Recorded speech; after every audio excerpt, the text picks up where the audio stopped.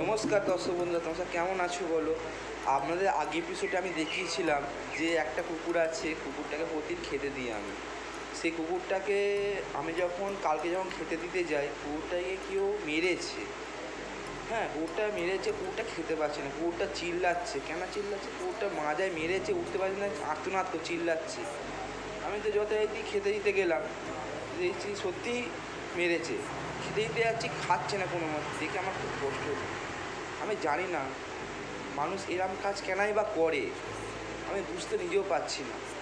একটা মানুষ তো কত ভুল করে, কত কত খারাপ কাজ করে, তাদের বুদ্ধি থাকে বলে তাও খারাপ কাজ করে। ভগবানের বুদ্ধি জ্ঞান সবই দিয়েছে, তাহলে একটা সামান্য জীব সে তো ভুল করতেই পারে একটু আধটু, তাহলে তাদের কেন মারবেন? তাহলে কারণ দুটো খাবারের জন্য তারা আমাদের কাছে আসছে, তাই জন্য আমরা তাই খেতে দিই আমরা। তাহলে এরকম কাজ কেনই বা করে একটা মানুষ? দেখুন কুকুরটা কী অবস্থা করেছে, আপনারা দেখুন, দেখাচ্ছি। আয় রে, আয় এদিকে খাবি, আয় আয় আয় আয় আয় আয়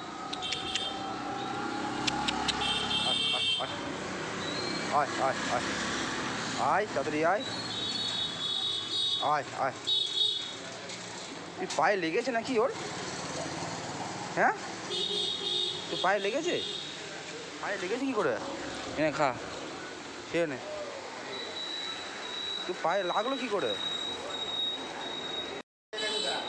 কি মেরেছে নাকি কি জানি, কিছু বুঝতে পারছি না। আপনারা দেখলেন তো কী অবস্থা কুকুরটার। আমি প্রথমে ভেবেছিলাম কুকুরটা পায়ে মেরেছে, কিন্তু না, ওকে বাঁশে করে মাজায় মারা হয়েছে। বেচারিটা উঠতে পারছে না, এমনকি কিছু খেতেও পারছে না, চিল্লাচ্ছে। আপনারা কখনোই মারবেন না, এরকম কাজ করবেন না।